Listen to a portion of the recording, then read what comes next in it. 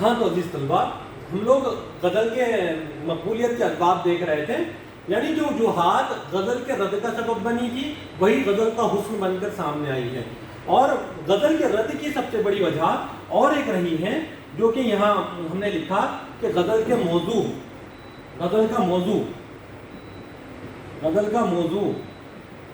یہ غزل کے رد کی وجوہات میں سے رہا ہے۔ غزل کو اس لیے بھی تنقید کا نشانہ بنایا گیا کہ غزل صرف حسن و عشق کی باتیں کرتی ہیں، محبوب کی باتیں کرتی ہیں، محبوب کے ناز و انداز کی باتیں کرتی ہیں، زلف کی بات کرتی ہیں، ہینا کی بات کرتی ہیں، اس کے بعد کی بات کرتی ہیں، اس کے تکلم کی بات کرتی ہیں، اس کے چال ڈھال کی بات کرتی ہیں، یعنی سراپا صرف محبوب سے گفتگو کرنے کا نام غزل ہے۔ اس لیے غزل زندگی کی آنکھ سے آنکھ نہیں ملا پائے گی، زندگی کا بیانیہ نہیں بن پائے گی، زندگی کے مسائل کو غزل بیان نہیں کر پائے گی۔ اس لیے ایسی صنفیں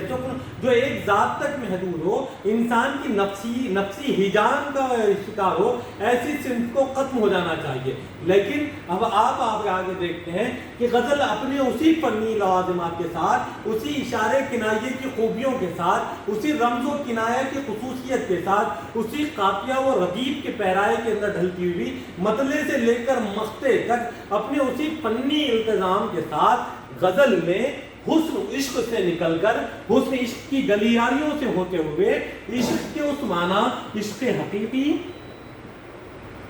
عشق مجازی، تصوف، فلسفہ، سماجیات، سیاسیات، طنز و مزاح، زندگی کی گہمیاں، اگر ہم دیکھتے ہیں جہاں پر غزل کا صرف موضوع حسن و عشق رہا تھا، جہاں غزل کا موضوع صرف حسن و عشق رہا تھا، جیسے جیسے زمانے کے ساتھ آگے غزل بڑھی، غزل نے جتنے دور دیکھے، امیر خسرو سے لے کر جدید دور تک، امیر خسرو کے بادشاہی زمانے سے لے کر میر تقی میر کا زمانہ، غالب کا پہلے جنگ آزادی کا ہندوستان کی افراتفری کا زمانہ، 1947 کی جنگ آزادی کا زمانہ، یا 1836 کی ترقی پسند تحریک کا زمانہ، یا 1919 کے اندر سائنسی انقلاب کا زمانہ، یا کمیونزم اور اشتراک کی لہریں اور جدید اور مابعد جدیدیت کی تبدیلیوں کو جب غزل نے دیکھا تو ہم دیکھتے ہیں کہ غزل حسن و عشق کی گلیاریوں سے نکل کر عشق مجازی اور عشق حقیقی کی مباحث میں آتی ہیں۔ عشق حقیقی اور عشق مجازی کی مباحث کے اندر سے تصوف جیسے ایک نازک مرحلے کو غزل بیانیہ بن جاتی ہیں۔ اس کے بعد غالب جیسا شخص غزل کے میدان میں داخل ہو کر غزل کے اندر حکمت، سیاسیات، سماجیات، طنز، مزاح، بلکہ زندگی سے وابستہ ہر فکری موضوع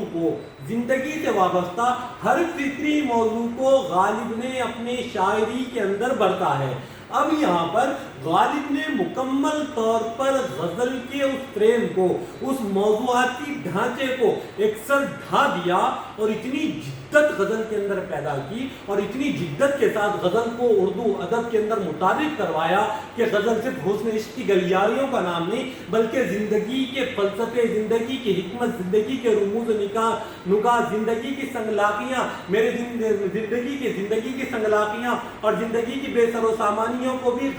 غالب نے اپنا شعر کا موضوع بنایا۔ غالب کہتا ہے کعبہ کس منہ سے جاؤ گے غالب، شرم تم کو مگر نہیں آتی۔ مذہب کو غالب نے موضوع بنایا،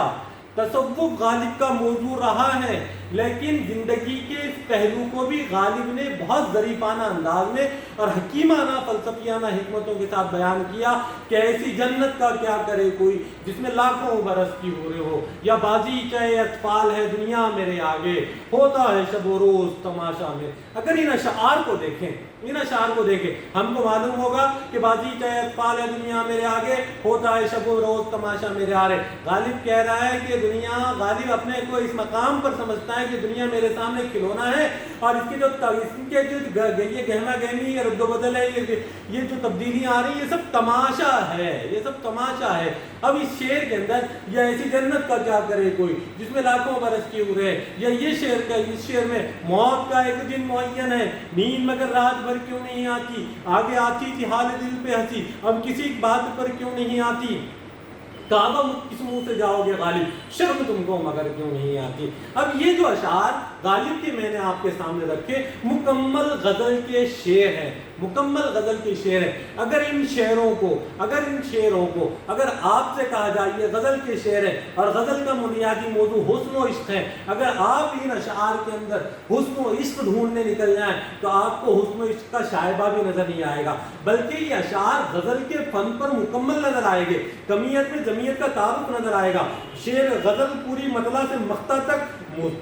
मुज़य्यन गज़ल के अज़्ज़ाए तरकीबी के अंदर नजर आएगी, लेकिन उसका जो मौजू उसमें इसका नजर नहीं आएगा, बल्कि इसके अंदर जिंदगी की हकीकत का बयानिया नजर आ जाएगा। मौत का एक दिन मुअय्यन है, नींद मगर रात भर क्यों नहीं आती, या फिर वो तंज और वो फलासफियाना मोशगाफी नजर आ जाएगी कि बाजी चाहे अतफाल है दुनिया मेरे आगे, होता है शब रोज तमाशा मेरे आगे, या वो तंज का वो अनासिर कि ऐसी जन्नत का क्या करे कोई जिसमें लाखों बरस की। ये जो अनावीन गालिब ने गजल के अंदर बांधे, गजल के उस बुनियादी मौज़ूआती फॉर्म को यकसर ढाकर गजल के अंदर वो तरक्की वो तरवीज की, फिर गजल के मैदान को और गजल के मौज़ूआत को वो वसअत बख्शी कि गालिब से पहले कुछ इशारे मिलते थे, लेकिन मुनज़्ज़म निज़ाम जो गालिब ने बनाया ये गालिब का हिस्सा था। यानी ये बात सामने आई कि गज़ल की मकबूलियत के असबाब में से ये भी थे कि गज़ल ने अपने हुस्न व इश्क के उस मैदान को छोड़कर अपने अंदर वो मौज़ूआत को, उन कलाम उन अनावीन को